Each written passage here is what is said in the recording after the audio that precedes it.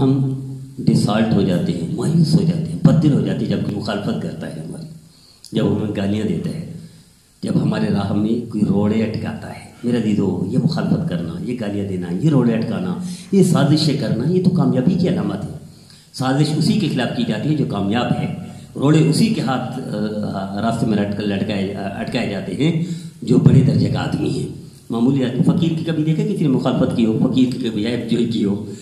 کبھی روڑے اٹکائے ہوں؟ نہیں، بڑے درجے کے آدمی کی نشانی ہے۔ تو اس کا حل کیا ہے؟ حل یہ ہے میرے دیدو، ایک امریکی نے کتاب لکھی، کہہ لیں گے صاحب تھا، اس نے پتھر مارے، دریا کے کنارے گھر تھا، پتھر مارے دوسرے کو مخالفت میں۔ اب اس نے کیا کیا؟ وہی پتھر دریا میں ڈالتا گیا یہاں تک کہ پل بنا دیا اس کو۔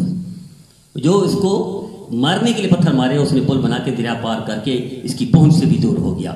اگر ہم اس طرح مظاہرہ کریں، عملی مظاہرہ، یعنی صبر کریں، برداشت کریں، اللہ آپ کو چوٹیوں پر پہنچائے گا۔ اقبال کہتا ہے، تم بھی عباد مخالف سے نہ گھبرا عقاب، یہ تو چلتی ہے تمہیں اونچا اڑانے کے لیے۔ جب بھی مخالفت ہو کسی کی، گالیاں دی جائیں، کسی کے روڑے اٹکائے جائیں، کسی میں راستہ روکا جائے، سازشیں کی جائے، سمجھے کامیاب ہو رہا ہے یہ شخص، بڑے درجے پر پہنچے گا۔ لیکن اگر صبر کرے، جواب نہ دے، ادھر مصروف نہ ہو، میرے دیدو، وہ ایک عربی کی کہاوت ہے کہ جب سورج آب و تاب کے ساتھ بلند ہوتا ہے، سوال نیزے پرنی آب تاب کے ساتھ اور بلند ہوتا ہے، تو چمگاڈر الٹا ہو کر گالیاں دیتا ہے۔ اور اب کہتے ہیں چمگاڈر کا گالیاں دینا سورج کو داغدار نہیں کرتا، کوئی نقصان نہیں کرتا۔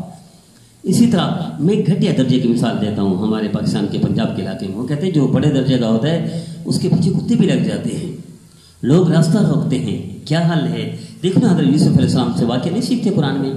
یوسف علیہ السلام کو کیا کر دیا کہ الفا اللہ کی طرف متوجہ ہو جائے۔ بھائی نے مارا، بھائی نے مارنا چاہا، کنویں میں پھینکا، تو کیا مر گیا وہ؟ نہیں، بھائی ناکام ہو گئے، یہ کامیاب ہو گئے۔ باپ کی نظروں سے ختم کرنا چاہا، محبت دور کرنا چاہیے، محبت اللہ نے اور بڑھا دی باپ کی نظر میں۔ غلام بنا کر فروخت کر دیا گیا مارکیٹ میں، تو کیا غلام بن گئے؟ بادشاہ بن گئے۔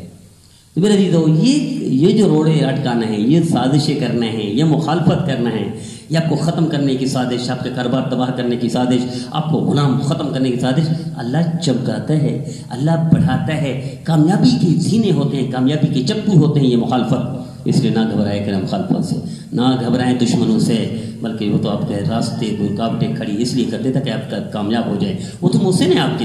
حضرت امام اعظم ابو حنیفہ رحمہ اللہ کی جب کوئی غیبت کرتا تھا تو اس کے پاس ہدیہ بھیجتے تھے کہ تو نے احسان کیا، میرے پاس نیکیاں بھیج دی۔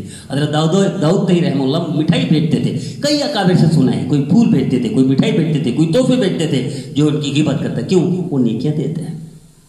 میرے دیدو، یہ جو مخالف ہے ہمارا، مخالفت کرتا ہے، گالیاں دیتا ہے، روڑے اٹکاتا ہے، سازشیں کرتا ہے، یہ تو محسن ہے ہمارا۔ یہ کامیابی میں ایک کردار ادا کر رہا ہوتا ہے لیکن اسے پتہ نہیں ہوتا۔